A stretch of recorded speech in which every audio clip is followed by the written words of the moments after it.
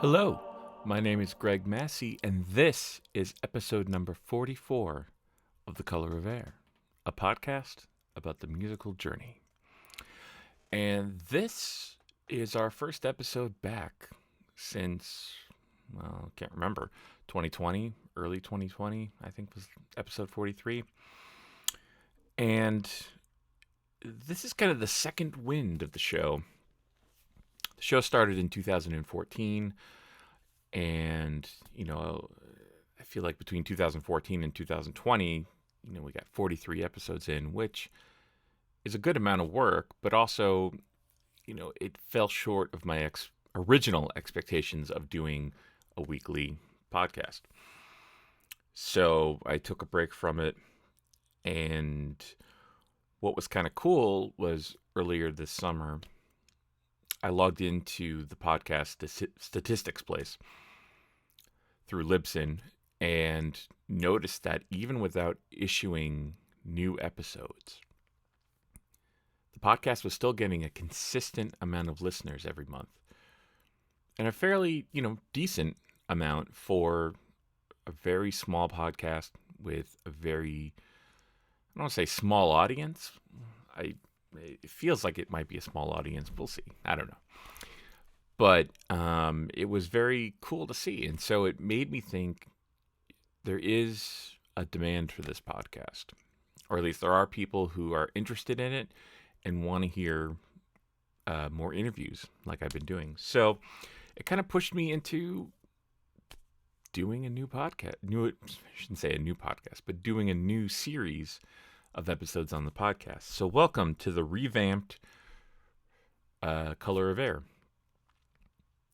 And first off, I guess I kind of answered this question, but what happened?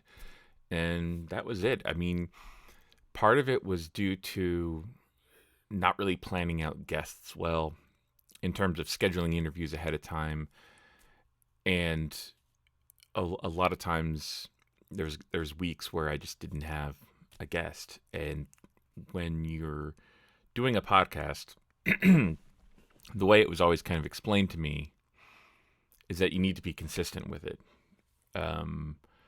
Regardless of what that consistency is, the point is to be consistent because you want to be something that a listener can depend on. And frankly, The Color of Air did not live up to that, in my opinion. I love the interviews we did in those first 43 episodes. They were amazing. And so much fun to sit down and talk with friends, people I barely knew, and just kind of, touch base with people and just see what's on their brains musically. But it just didn't live up to what I wanted. And so I decided to kind of just put it aside for a bit, is kind of the main reason why.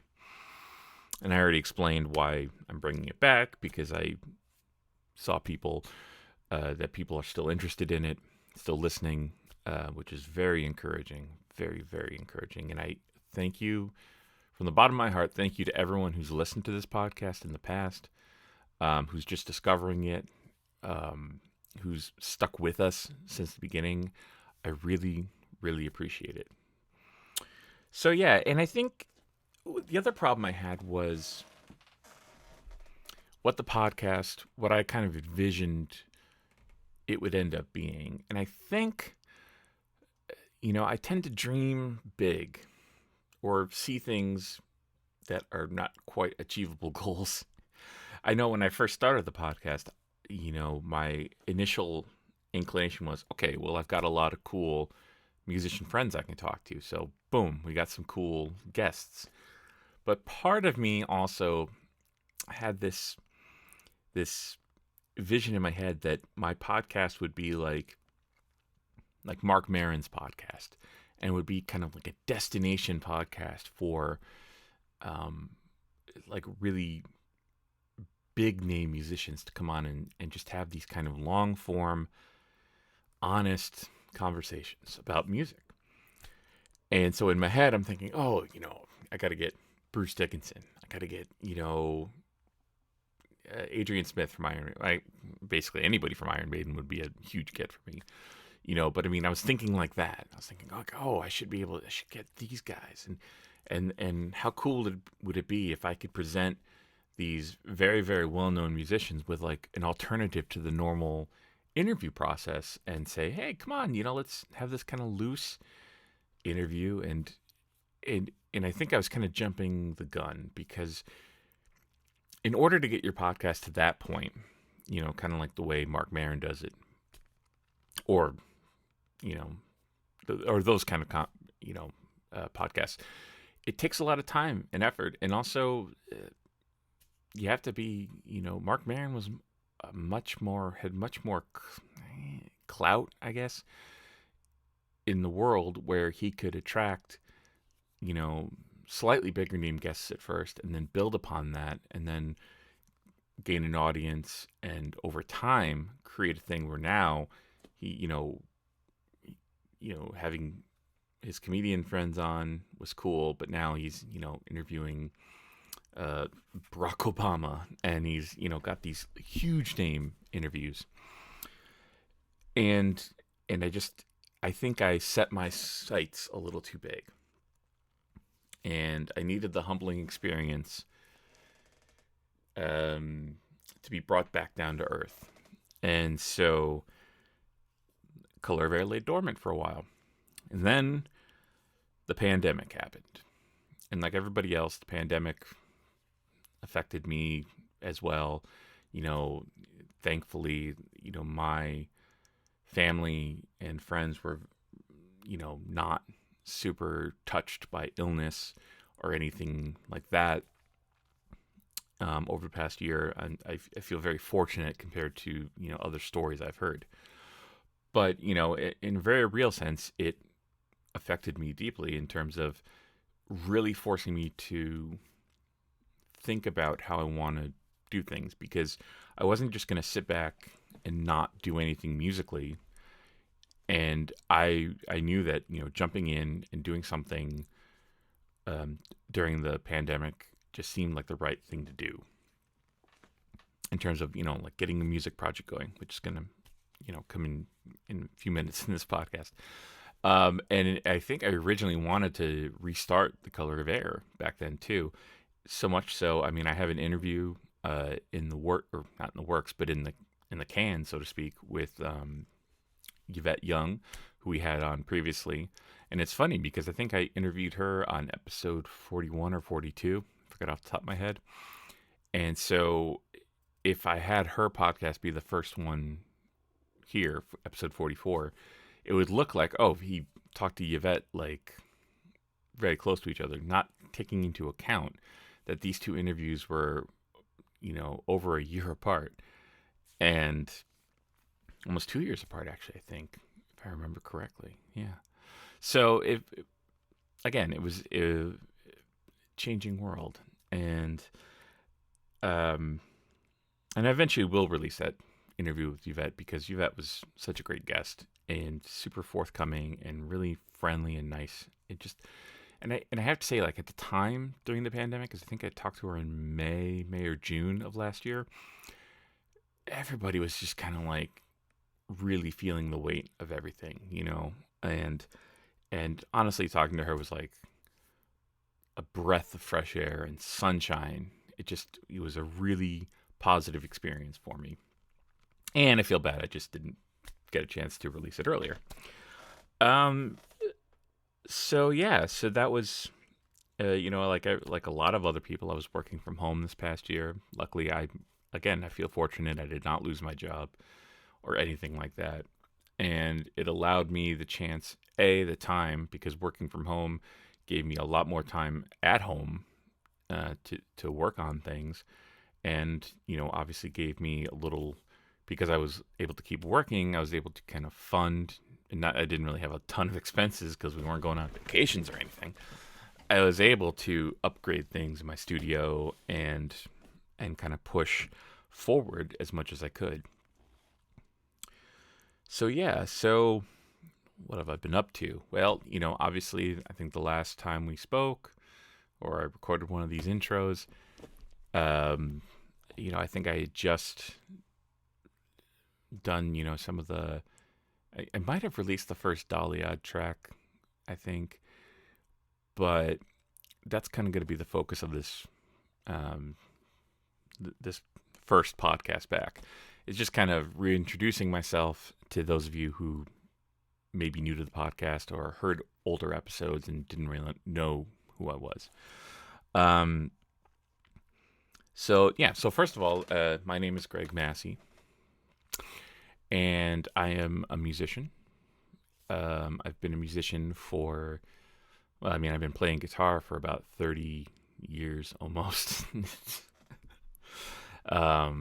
And people know me initially from the band Maudlin of the Well. I was a founding member of Maudlin of the Well and played on those records. And Kayo Dot. I was a founding member of Kayo Dot and played on the first couple Kayo Dot records. And I left Kayo Dot in 2006, focused on my own project, Baliset, for a while. Baliset has kind of gone on hiatus as of 2015, which I think I may have talked about in other podcasts, but I'll probably have a much more kind of almost mental health thing about that, because the Baliset project was something where it has nothing to do with the musicians who played with me in Baliset. All the musicians who I got to share the stage with and practice with and just hang out with were all amazing. But how I marketed and how I did that project is something where it really kind of made me a little depressed about my failings as a band leader.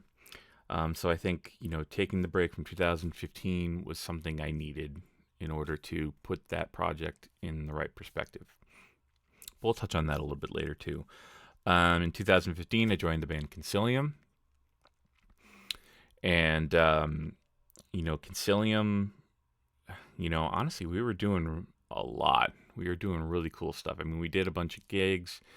We recorded our first EP called No Sanctuary in 2018, 2019.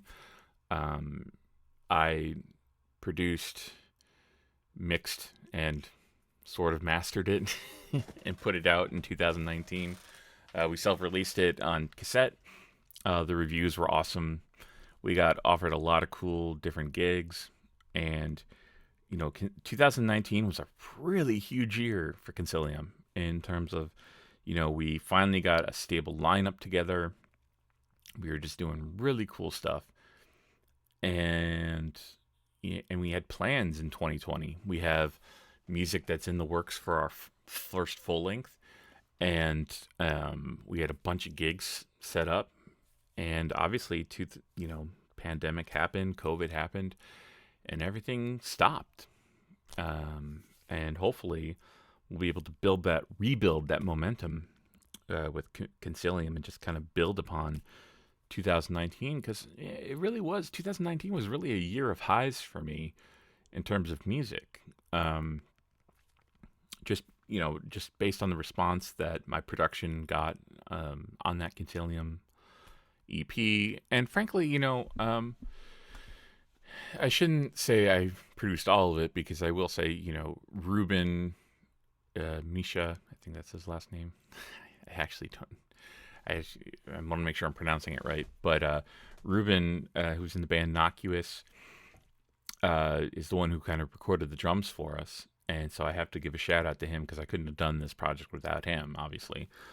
And but I'm really happy with the way the Concilium EP turned out and what I learned from a production standpoint on it, because I've just been flying by the seat of my pants since 2016, just, because I was producing all the wrestling themes by myself, producing, mixing, engineering, mastering, and I feel like I've gotten better in those regards, but I also still feel like a novice sometimes. So being able to put my efforts into the Concilium EP and have it generate a fairly positive response was frankly amazing. It was very, very cool. And speaking of wrestling, I spoke in past episodes about working with Capital Wrestling, doing their recording themes and such. I left Capital Wrestling at the end of 2019. They have since also stopped calling themselves Capital Wrestling. They're now called Catalyst Wrestling, and they are still using some of my work, so you can still hear my music on some of their programs. So yeah, going into 2020, it was just kind of, Concilium's riding high.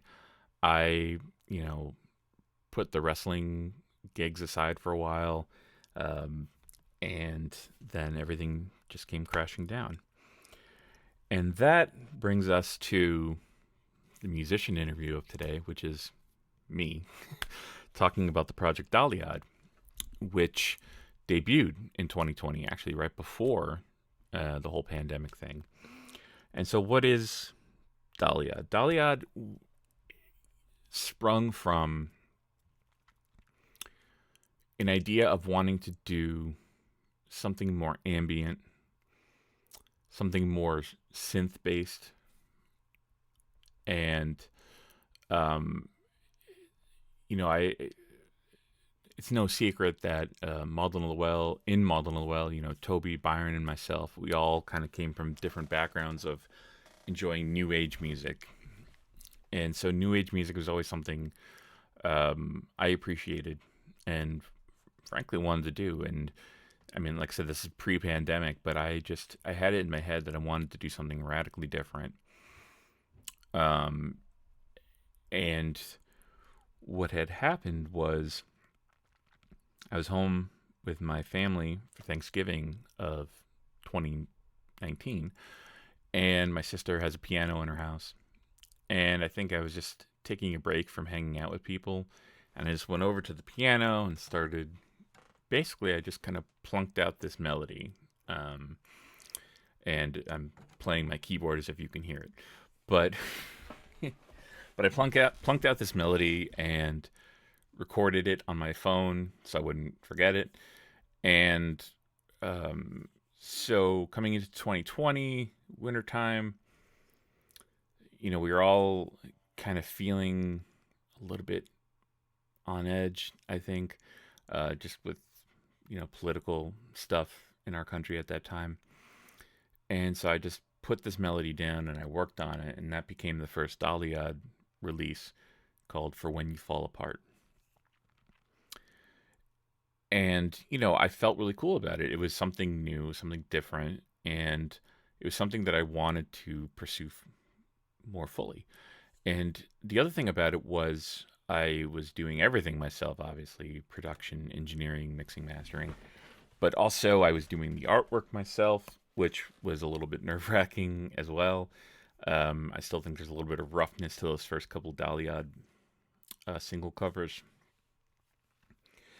And, and it just got me thinking of other synth ideas that I wanted to do. And so then I started I was basically working on the second Dahliad single, Always a Stranger, right before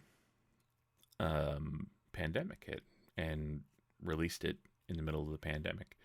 I kind of almost feel like For When You Fall Apart would be a better thematic thing to have released during the pandemic as opposed to prior to it. It was almost kind of prophetic in a way. But anyway, before I continue on talking about this project, I want you to hear it. So right now, here is Always a Stranger by Dahliad.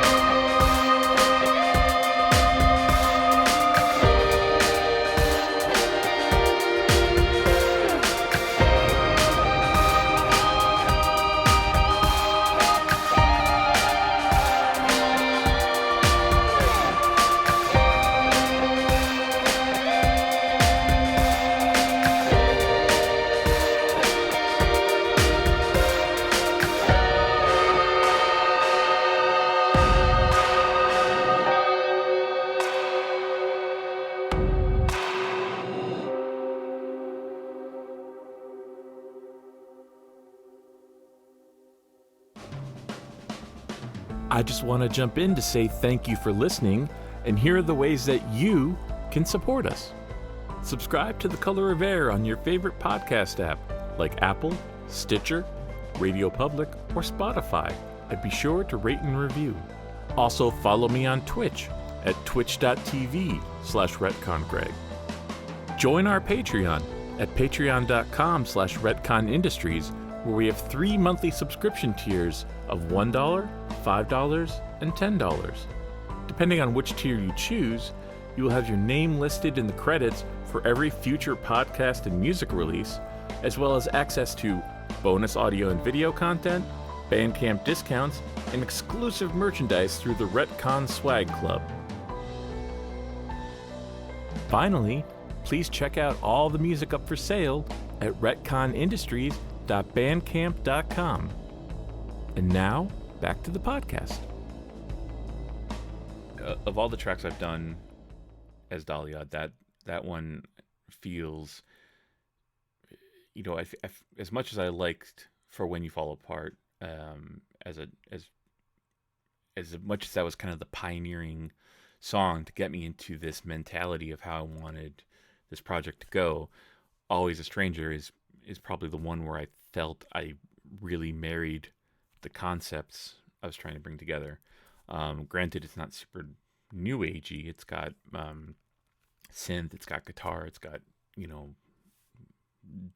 fancier drum beats. Well, not sort of fancy, I guess. But that was kind of a really big moment for me, getting that song done, and really inspired me going forward with this project. And and then the other thing that was kind of interesting around that time, and I can't remember for the life of me what day it was or what month, but the drummer from Concilium, Joe, was doing a ambient noise solo gig at kind of like an art space in I think it was in Somerville, Massachusetts. And so myself and Don, Concilium's bass player, we went to the show. And honestly, I was really blown away, both by Joe's performance, but also with the other performers. And during that show, I because one of the guys was doing this kind of ambient thing with guitar.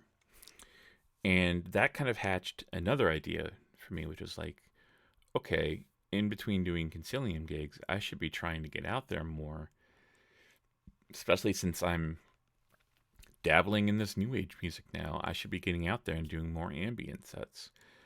And so the idea was kind of hatched, what if I could create a kind of portable ambient guitar setup? And my initial idea was, what I could do, because I love alternate tuning so much, I could get a random note generator, generate 6 notes for me that would constitute the open tuning of my guitar, and it would be a tuning that I would not have used by that point. And then the set would be me trying to create some sort of ambient soundscape or texture in a tuning I've never used in front of an audience. And part of me was really intrigued by that idea, because performing, definitely gets you out of your own head sometimes, if you can kind of get lost in the moment. And it would provide me access to another aspect of my musical personality that I thought was pretty cool. But obviously, pandemic happened, so trying to do gigs wouldn't work, right? So then, I was, we all had kind of like mental health moments during the pandemic, some more worse than others. Figuring, what am I going to do? How am I going to do this? And I noticed that, a lot of people were doing more streaming concerts during the pandemic. So I said, you know what? I'm going to throw myself out there and do it too. And so in, I actually think it was March of 2020, might have been April, I started streaming on Twitch.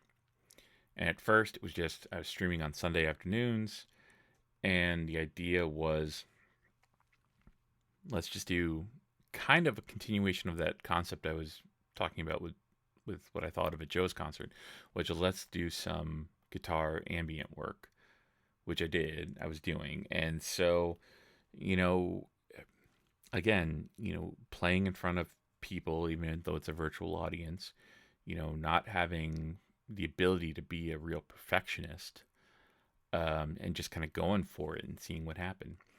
And I've got all these sets that I did. All my Twitch streams are all backed up, and I'm terrified to listen to those early ones because I was still learning the technology of streaming and how to do this right. And so, yeah, it took a while to get that kind of going, and or to get into the groove of it. But then what I started discovering was, okay, well, let me start messing with synthesizers more. And so I started investing in more hardware synthesizers and just trying to broaden what my Twitch streams could be in terms of ambient sets. Um, and I didn't always do just ambient sets. I mean, there were times where I did guitar lessons or, talked about a Maudlin of the Well guitar solo, broke it down, and those were fun too. And just getting a chance to, again, just for a couple hours, just talk to the ether. Hopefully, some people would chime in that they were watching. Some people chose to lurk, but no matter what, it was a really amazing experience for me to put myself in that kind of creative situation. So the Twitch thing kept going, and then it kind of built into, I just started writing some guitar instrumental ideas during my spare time. And I got a couple really cool songs. And so then what I did was I said, you know what? I've been streaming these ambient sets. Let me stream a proper performance, or as close to a proper performance as I could do. So I spent a lot of time researching the right way to hook things up and to learn how to broadcast my Logic sessions over the stream. Invested in some lights, and in October I put out I did a live streaming concert for like 45 minutes. Attracted a fairly decent crowd of people. Who were all very supportive, and again, it was doing these projects and just going for it. And yeah, there were some mistakes here and there, but still, it was a learning experience, and it was fun. And that's the thing. Doing these Twitch streams really just was a fun experience for me, and helped me kind of deal with what was going on around us in terms of the pandemic and being stuck at home, etc. And then the other thing that happened is I found myself talking to friends a lot over text message. And I started communicating a lot with Toby Driver. And, it started just us just texting again and talking about whatever various projects we were working on. Like, oh, check this out. Let me know what you think.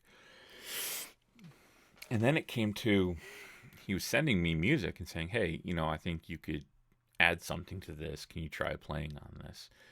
And then it got to, hey, I'm working on this new project idea, and it's a very kind of more heavy guitar based thing. And I've got some parts I wrote, but I think you would do really well with. Can you try recording them? And so I said, sure, of course. And so I sat here and just started recording. Sometimes he would have parts where he wanted me to come up with something improv or what have you, solo. Other times he wanted He had a specific melody written or a part for me to play and just interpret it and do it as well as I could. And so I was like, yeah, cool. And we were having a lot of fun with this. And it was just like he'd send me something, I'd send it back to him. I think it was like 3, 4 songs maybe. And turns out, I can talk about this now. This ended up being the new Kayo Dot record, which is coming out this year. And I forgot to confirm the album title and the release date with him. So just to interrupt myself, I do want to confirm that the new Kayo Dot record on which I'm appearing is called Moss Grew on the Swords and Plowshares Alike and will be released on October 29th via Prophecy Productions. This record is going to see me back in the Kayo Dot fold, doing some guitar work. Byron, who always has kind of been tangentially involved with Kayo Dot with writing lyrics, is also a big part of it. And I think a lot of what it kind of symbolizes for us, because it's the first kind of record the three of us have been involved in, and really it's just the three of us. All the music was done by Toby, all the songs, all the, there may be other musicians on it, I'm not sure, but primarily it was Toby doing all that, me adding some guitar solos or other guitar parts, and Byron's lyrics. And it kind of couples with the fact that this also is 2021 is the 20th anniversary of the first, well, not the first, but the Malden of the Wells Bath and Leaving Your Body map, which was a really big deal for us. And it's also the 25th anniversary of us really getting together and calling it Malden of the Well, because we had been recording. It was kind of almost similar to this. It was summer of 2006 and 2006, summer of 1996. And, we were all going away to college in different places. And again, Toby was just like, hey, I wrote this song. Can you add something to it? And then I did that. And then we got together in November or October, November. And he's like, hey, I've got more songs. Can you add some stuff to it? Sure. Yeah. And so that ended up being the very first Model of the Well demo, through Languid Veins, which we put out in December of 1996. And so yeah, it's a big anniversary year this year. And spoiler alert, I am going to have, I don't know when, but I spoke with them and we were going to do kind of a Model of the Well / New Kayo Dot roundtable podcast with myself and Toby and Byron. So that'll be exciting when we can sit down and do that. So that was a big thing too.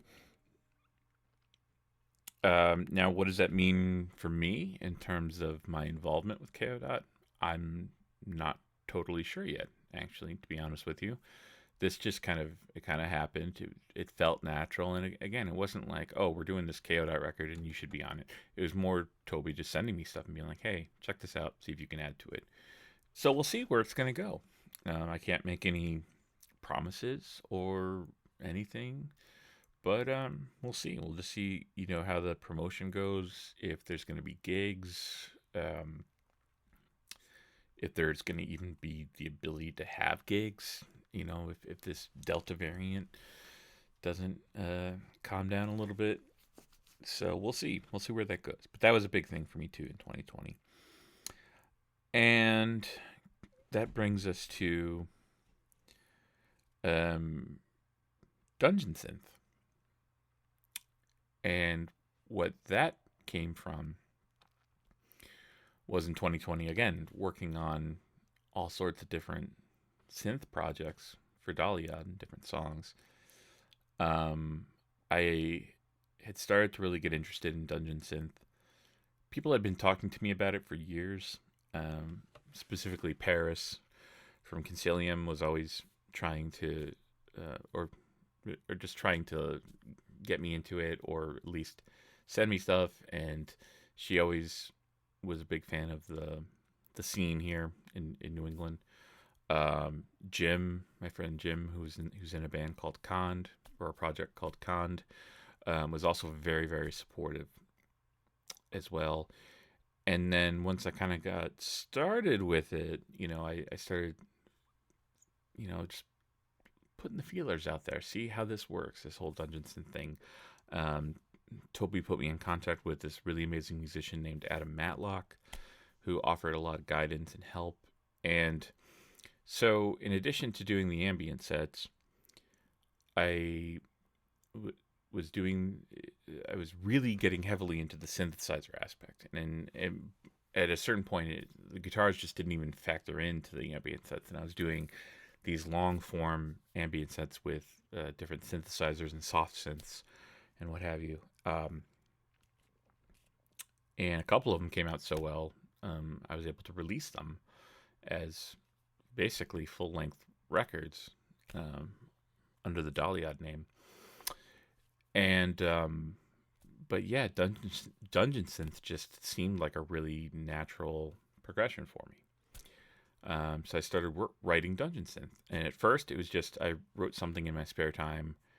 I actually wrote it on my iPad. I just kind of like put it together real quick and sent it around to people and said, hey, what do you think? Does this work as a Dungeon Synth project? And the response I got was, yeah, you're on the right track. So in late 2020, I kind of put the guitar instrumental stuff on hold and decided, you know what, I'm just going to write Dungeon Synth on my Twitch stream and see what happens, right?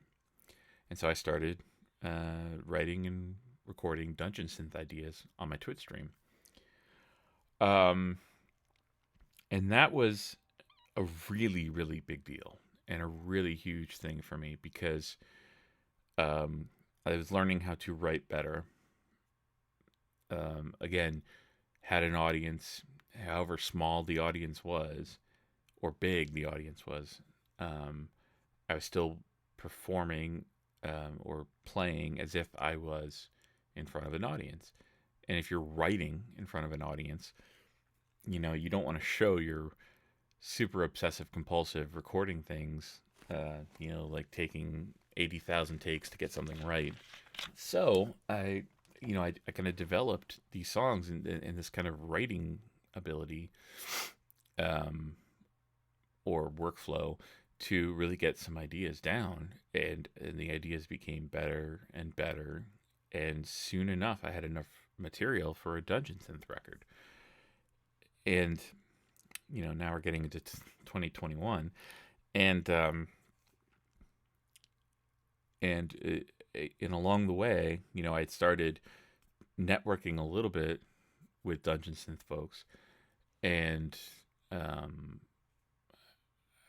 I got in contact with the guys in Sombra Arcane, Shane and Josh, Frantic and Nagana, and they were very supportive of what I was doing. They popped into the stream and said, "Oh, this is really cool. You're on the right path."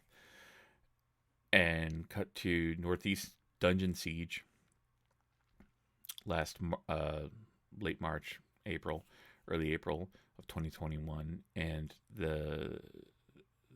those two guys, along with Tirith Moon, who also was helping to organize the Northeast Dungeon Siege, invited me because I was finishing this album to then have the listening party for it during the kind of Northeast Dungeon Siege pre-show festivities.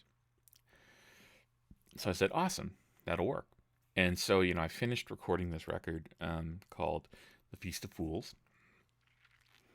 And through the Dungeon Synth folks, I was just talking and discovering more new music, more artists who I really, really loved, who hopefully will be on future episodes of this podcast. And then getting to do the Northeast Dungeon Siege and really, again, putting myself out there in front of an audience, and specifically an audience who didn't really know me and, are like, who's this guy? Why is he playing his music? But the support that I got from that scene was incredible, for lack of a better word. Everybody was super supportive, and I put the record out digitally. I put out pre-orders and for a cassette version, and people bought it, and there was just a lot of cool support. And as of today, the first review of it, first published review, came out in the Dungeon in Deep Space webzine, run by David Loveless, and he wrote this really awesome review of the album. So, thank you, David. And so yeah, that kind of, again, in the middle of the pandemic, that was around the time that I was about to get vaccinated, and like everybody else, and hopefully things were going to start moving back to some new semblance of normality. But yeah, so that became like a really big thing for me in 2021, was getting that record out, and developing more of a, I don't know, fan base, but just meeting new people in a new scene, who were all very supportive of what I was doing creatively. So that is what Dahliad is. Dahliad is basically a name for all of these random electronic projects I have. They can range from, ambient to like dark synth, instrumental, again, ambient, dark ambient stuff, to dungeon synth. And it's all under one name. And through this project, I've been able to put out, a lot of stuff. Considering how unprolific I was up till 2020, it really kind of was inspiring to me to be able to get more and more material out, get my name out there. And honestly, it encouraged me and forced me to focus on what I'm doing and finishing projects. And so, there we are. That's where I am. And, now it's just about pushing forward through all of this stuff and seeing where it takes me. I'm doing a stream every Monday on Northeast Dungeon Siege TV, writing and recording the second Dahliad Dungeon Synth record. Concilium's back working on our material, trying to get that album ready. I mentioned I had been doing the guitar instrumental stuff, and it really got me thinking about some of the stuff I have that's just kind of out there and not finished in various ways. And I just realized a lot of my stuff just falls under different categories. And so I have this kind of rock guitar instrumental stuff. I've got acoustic stuff. I've got with like both instrumental and with some song lyrics. And then I've got some other kind of new agey ideas that don't necessarily fall under the Dahliad name.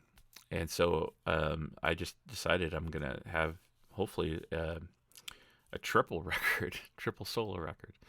I'm not making any promises on when it's out, but it's an idea that I'm kind of giving attention to, and working on when I have chance.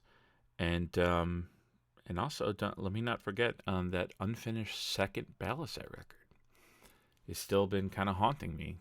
And I was, in a weird headspace when Baliset went on hiatus, and the thought of working on that music just was really hard. But I'm getting to a point now where,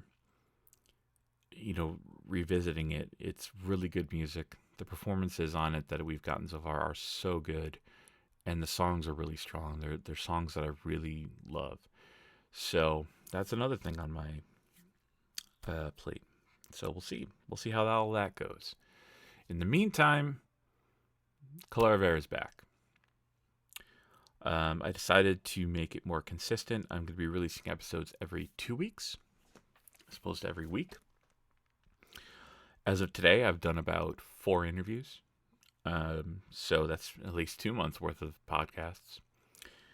And there's I've got like 4 or 5 more booked for August and September. So things are happening. And like you heard in the little ad that popped in the middle of this podcast, we've got a Patreon now, patreon.com/Ret Con Industries, where you can support the podcast financially. And it's just we'll see. We'll see where this is all going. I mean, it's been a crazy year for everybody. It's a crazy year for me. And honestly, I'm coming out of this pandemic, or basically still being in the pandemic. I don't want to be one of those people saying, "Oh, it's over," because obviously it's not. But I'm one of these people who really used this opportunity to explore who I was as a musician and as a person.